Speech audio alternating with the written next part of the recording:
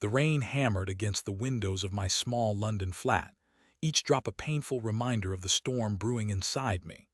My name is Barnaby, and until a few weeks ago I thought I had it all. A successful career as a software developer, a cozy life in a city I loved, and a wife, Lori, who I adored more than words could express. We'd been married for 7 years, a whirlwind romance that started at a tech conference and blossomed into what I believed was an unbreakable bond. Lori worked as a marketing manager for a high-end fashion brand.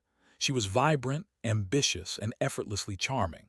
I was the quiet, introverted type content to spend my evenings coding and tinkering with gadgets. We balanced each other perfectly, or so I thought. The first sign that something was amiss was subtle. Lori started working late more frequently, claiming deadlines and urgent projects. I didn't think much of it at first. Her job was demanding, and I trusted her implicitly. But then came the business trips. A conference in Paris, a client meeting in Milan, each one pulling her further away, both physically and emotionally. I remember one particular evening vividly. Lori was supposed to be at a gala dinner for her company, a black tie affair she'd been looking forward to for weeks. I was home, nursing a cold and catching up on some much-needed rest. Around 10 p.m., I decided to surprise her with a phone call just to wish her a good night. Her phone rang and rang, eventually going to voicemail. I shrugged it off, assuming she was busy networking or caught up in the festivities. But then a nagging feeling started to creep into my mind. A seed of doubt, planted by the weeks of late nights and distant conversations. I tried to dismiss it, telling myself I was being paranoid, but the unease lingered. The next morning, Lori returned home looking tired but radiant. She regaled me with stories of the gala, the famous designers she'd met, the delicious food she'd eaten. I listened intently, trying to ignore the subtle disconnect in her eyes, the way she avoided my gaze. A few days later, my world came crashing down. I was working from home when Lori's laptop pinged with a new email notification. It was a personal email account she rarely used, so curiosity got the better of me. I know I shouldn't have, but I couldn't resist taking a peek. What I saw on that screen shattered my reality into a million pieces. It was an email from someone named Griffin, a colleague of hers from work. The subject line was innocuous project update, but the content was anything but. It was filled with intimate details, declarations of love, and explicit descriptions of their secret rendezvous.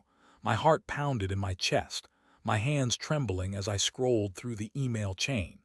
Each message was a dagger twisting in my gut, confirming my worst fears. Lori was having an affair. With Griffin, no less, a man I'd met a few times and always found to be overly charming and smarmy.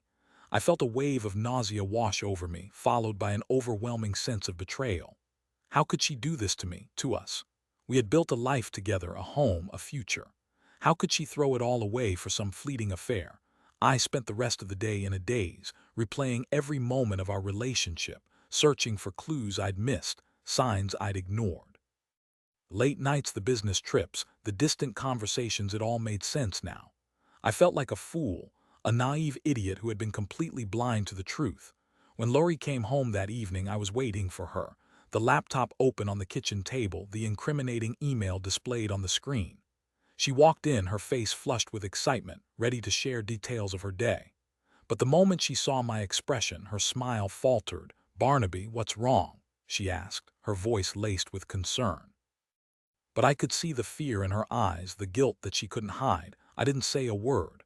I simply pointed to the laptop screen. Her face paled as she read the email. Her eyes widened in disbelief, then narrowed with panic. She opened her mouth to speak, but no words came out. "How could you?" I finally managed to choke out, my voice thick with emotion. "How could you do this to me?" She burst into tears, falling to her knees and begging for forgiveness.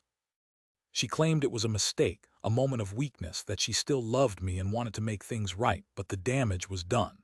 The trust was broken, the foundation of our relationship shattered beyond repair. I couldn't bring myself to forgive her, to forget the image of her in another man's arms.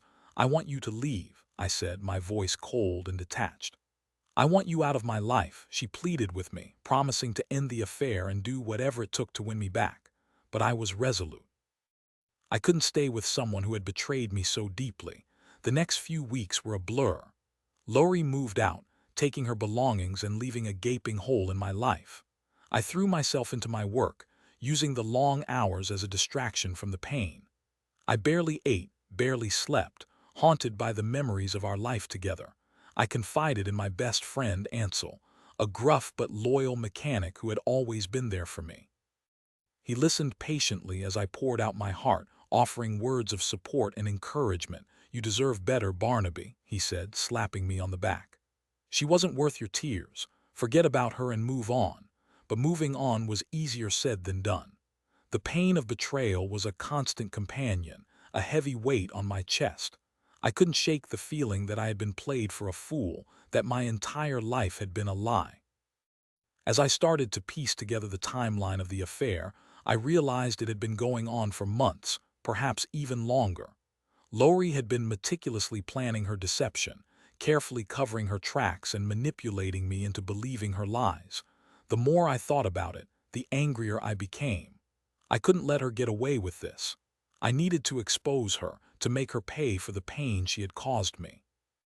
I decided to do some digging, to find out everything I could about Griffin and his relationship with Lori. I started by searching his name online, hoping to find some dirt that I could use against him. What I discovered was even more shocking than I could have imagined. Griffin wasn't just a colleague of Lori's. He was a notorious womanizer, a serial cheater who had a long history of affairs and broken hearts. He was also married to a woman named Meredith, who was completely unaware of his infidelity. I felt a surge of anger, not just at Lori and Griffin, but at myself for being so blind, so trusting.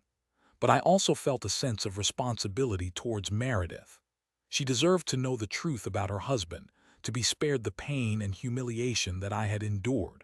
I wrestled with my conscience for days, unsure whether to contact Meredith or not. I didn't want to get involved in her personal life, but I couldn't stand the thought of her being deceived the same way I had been. Finally, I decided to reach out. I found her contact information online and sent her a carefully worded email, explaining that I had information about her husband that she needed to know. To my surprise, she responded almost immediately, agreeing to meet me for coffee the following day. When I met Meredith, I was struck by her beauty and her quiet strength. She was intelligent, articulate, and clearly deeply in love with her husband. I hesitated for a moment, unsure how to break the news to her. But then I took a deep breath and told her everything. About Lori, about Griffin, about the affair that had shattered my life. She listened in stunned silence, her face growing paler with each word. When I finished, tears streamed down her cheeks. "I can't believe it," she whispered, her voice trembling. "I thought I knew him. I thought we were happy." I offered her my condolences, telling her that I understood exactly what she was going through. We talked for hours, sharing our stories of betrayal and heartbreak. As we spoke, I realized that Meredith was not just a victim. She was a strong, resilient woman who was determined to take control of her life. She decided to confront Griffin, to demand the truth, and to decide what she wanted to do next. I offered her my support, promising to be there for her if she needed anything. We exchanged numbers and agreed to stay in touch. A few days later, Meredith called me, her voice filled with a mixture of anger and relief. She had confronted Griffin, who had initially denied the affair but eventually confessed everything. She had kicked him out of their house and was in the process of filing for divorce. "I want to thank you, Barnaby," she said, her voice choked with emotion. "You saved me from a life of lies. I don't know what I would have done if you hadn't told me the truth." I told her that she didn't need to thank me, that I was just glad I could help. We talked for a while longer, offering each other words of comfort and support. As I hung up the phone, I felt a sense of closure, a sense that I had finally taken control of my life. I had exposed Lori and Griffin, not for revenge, but to protect someone else from the pain I had endured. The following months were a time of healing and self-discovery. I focused on my work, my hobbies, and my friendships. I started exercising, eating healthy, and taking care of myself. I slowly began to rebuild my life, piece by piece. I also stayed in touch with Meredith. We became close friends, supporting each other through the difficult process of divorce and moving on with our lives. One evening, as we were having dinner at a small Italian restaurant, Meredith looked at me with a soft smile and said, "You know, Barnaby, I think we've both been through so much. Maybe it's time we gave ourselves a chance at happiness." I looked at her, my heart pounding in my chest. I had never considered the possibility of a romantic relationship with Meredith, but as I gazed into her eyes, I realized that I was falling in love with her. We started dating, slowly and cautiously, building a relationship based on trust, honesty, and mutual respect.